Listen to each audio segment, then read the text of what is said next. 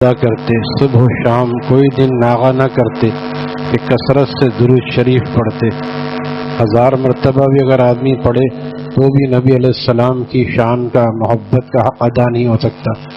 جائے کہ 100 مرتبہ بتاتے ہیں ہمارے مشائخ، 100 مرتبہ ہر آدمی درود شریف پڑھے. جہاں بھی ہو، کام کرتا ہوا، دکان پہ، مکان پہ، جہاں بھی ہے 100 مرتبہ درود شریف پڑھنا کون سا مشکل کام؟ کرنے کے کام کرنے سے ہوتے. ابھی تک ہم سوچ رہے ہیں کہ جب ہم کبھی بڈھے ہو کے مرید ہوں گے کسی بزرگ سے تو کریں گے. یہ سوچنے کے کام چھوڑ دیں، کرنے کا کام شروع کر دیں. ذکر کرنے کے لیے، درود شریف اور تلاوت کے لیے کسی سے بیعت ہونا ضروری نہیں ہے. اپنا کام تو شروع کریں، پھر اس کے بعد جب خوب دل چاہے تو یہ کام بھی کر لینے میں حرج نہیں ہے. لیکن نفس و شیطان یہی سمجھاتے ہیں اور اسی طرح دیر کرتے ہیں کہ ارے کر لینا، ابھی تو بہت زندگی باقی ہے. پھر اچانک زندگی جو ہے وہ آخری مراحل پہ جب آ جاتی ہے پھر ہم سوچتے رہ جاتے ہیں. تو روزانہ ہر آدمی کو چاہیے 100 مرتبہ درود شریف، 100 مرتبہ استغفار. گناہ کتنے ہوتے؟ لہذا 100 مرتبہ استغفار اور کم سے کم 100 مرتبہ لا الہ الا اللہ کی ایک تسبیح، اور اسی طرح اللہ اللہ کی ایک تسبیح. 4 تسبیحات ہمارے شیخ بتاتے تھے. 20-25 منٹ کا ذکر ہے اور باقی پورے دن ایک کام ہے، سنت کی اتباع ہر کام میں اور گناہ سے بچنے کی فکر ہر کام میں. تو فرمائے کہ اگر ہم لوگ ایک ایک سنت کو زندہ کرتے تو حضور اکرم صلی اللہ علیہ وسلم ہم سے کتنا خوش ہوتے. اگر آج امت کے سب مرد داڑیاں رکھ لیں، 5 وقت کی نماز جماعت سے پڑھنے لگیں اور تمام سنتوں پہ عمل شروع کر دیں، گانا بجانا چھوڑ دیں، گناہ چھوڑ دیں. اتنے قریب گھر ہے بعضوں کے کہ اذان کی آواز تو کیا، تلاوت کی آواز بھی جاتی ہے، لیکن ان ظالموں کو توفیق نہیں ہے کہ وہ آ کے مسجد میں نماز پڑھیں. ان کو کھینچ کے لانا یہ ہماری ذمہ داری ہے. لہذا اسی وجہ سے یہ حالات ہمارے درست نہیں ہو رہے ہیں کہ ہم اگر پکے ہو جائیں تو ہم ان کو بھی لانے کی فکر کریں. اور تو اگر سارا محلہ اور سارے مسلمان صحیح ہو جائیں گے تو مسلمانوں کے حالات درست ہو جائیں گے. وہ شخص ظالم ہے جو ایک لمحہ بھی حضور اکرم صلی اللہ علیہ وسلم کی ذات گرامی کو بھول جائے، آپ کی سنتوں کو چھوڑ دے کہ سنتی تو ہے، اگر ہو گیا تو کیا ہوا، ٹوپی نہیں لگائی تو بھی نماز ہو جائے گی، پائچہ نیچے چلا گیا تو کیا ہوا. کوئی پوچھے نیوی والوں سے، فلانے وردی والوں سے کہ آپ لوگ یہ وردی کیا ضروری ہے، ہم شلوار قمیص پہن کے آ جائیں گھریلو لباس میں تو کیا ہم کام نہیں کر سکتے؟ کام تو ہوتا ہے، لیکن ڈسپلن ایک چیز ہوتی ہے، قانون ہوتا ہے کہ ہمارے ادارے میں اس لباس میں آؤ گے، ہمارے یہاں اس مدرسے میں یونیفارم ہے. اگر سب بچوں کو چھوڑ دیا جائے، ہر بچہ اپنے اپنے کلر میں پہن کے آ جائے گا. ہر جگہ یہ قوانین ہوتے ہیں. اسی طرح یہ اصول اور قوانین ہیں کہ داڑھی ایک مٹھی رکھنی ہے اور پائچہ ٹخنے سے اوپر رکھنا ہے.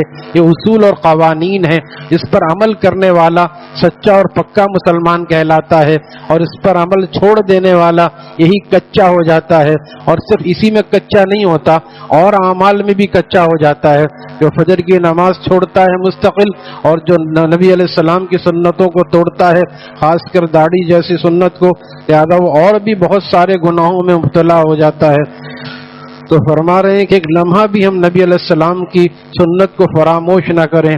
لہذا جو شخص آپ کی رسالت پر ایمان نہ لائے اس کا کلمہ درست نہیں ہے. اگرچہ رات دن لا الہ الا اللہ پڑھے اسے نجات نہیں ملے گی. یہود بھی لا الہ الا اللہ کو مانتے ہیں، نصرانی بھی مانتے ہیں. فرق کس میں ہے؟ محمد الرسول اللہ میں.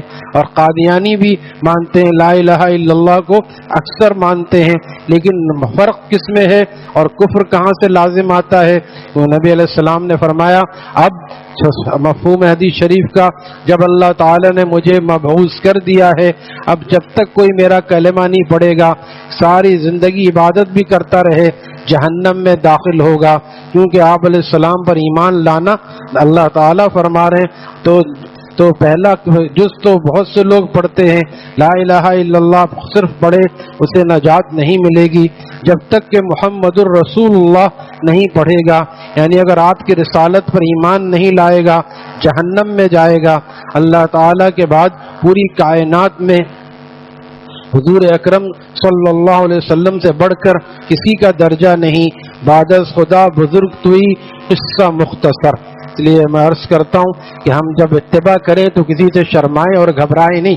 ان کو بتائیں ہم سنت کی اتباع کر رہے ہیں, کسی چھوٹے آدمی کی اتباع نہیں کر رہے ہیں. ہم پہ ہنسنے والوں کو قیامت کے دن رونا پڑے گا, اس لیے ان کو بتائیں یہاں ہنسو مت بلکہ یہاں پہ رو. اس لیے آپ نے فرمایا کہ جو چیزیں مجھے معلوم ہیں واللہ عالم بما واللہ تعلمون بما, جو چیزیں میں جانتا ہوں اگر تم لوگ جان لو تو تمہارا ہنسنا کم ہو جائے. ہر وقت ہنس رہے ہیں بے فکری کے ساتھ. ایک تو چلو بھی دینی مجلس میں کوئی ہنسنے کی بات ہوئی ہنس لیے, اور جائز حدود میں کسی کا مذاق اڑا کے ہنس رہے ہیں, کسی کو حقارت کے ساتھ ہنس رہے ہیں, ڈرامہ دیکھ کے ٹی وی ہنسنا ہے, بس خوش رہنا ہے. خوش رہنا اپنی مرضی سے نہیں ہونا چاہیے.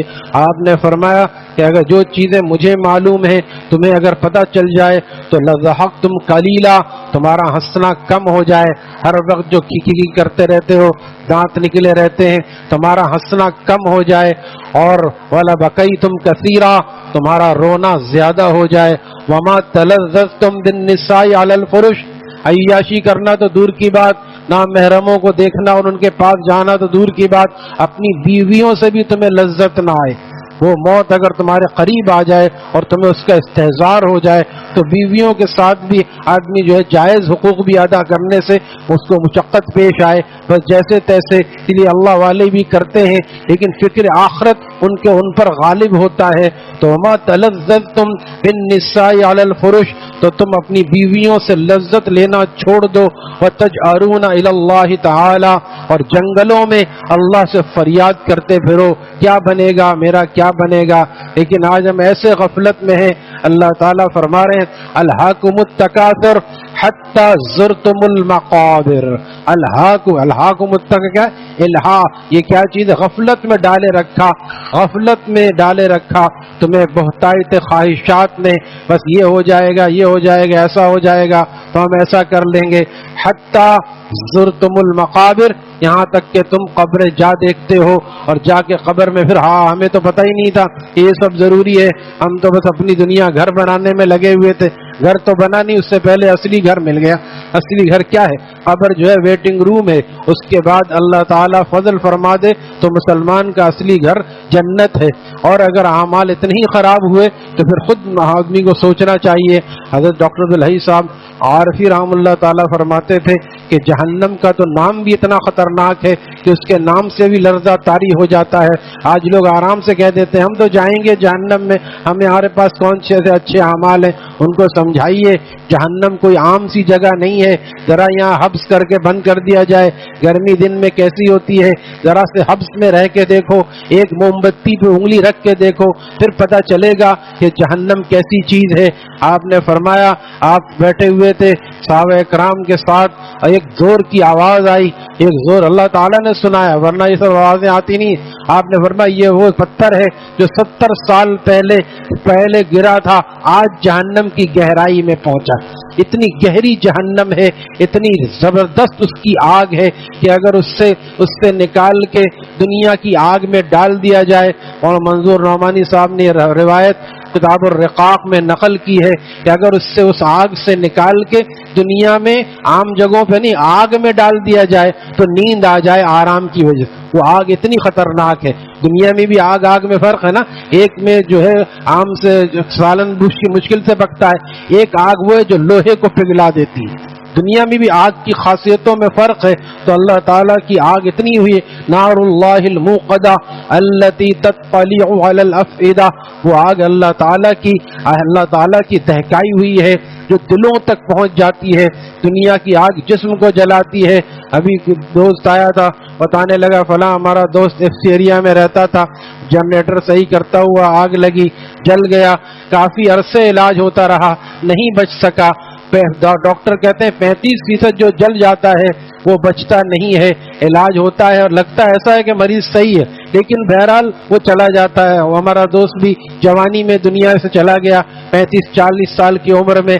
लिहाजा ये बताने का मकसद ये दुनिया की आग सिर्फ खाल और बाहर तक रहती है, और अल्लती तत्पलिउ अलल अफ़इदा का मतलब ये है कि आखिरत की आग जो है जहन्नम की दिलों तक पहुंच जाएगी। जो आग ऊपर से ये काम कर रही है वो अंदर जाके क्या करेगी।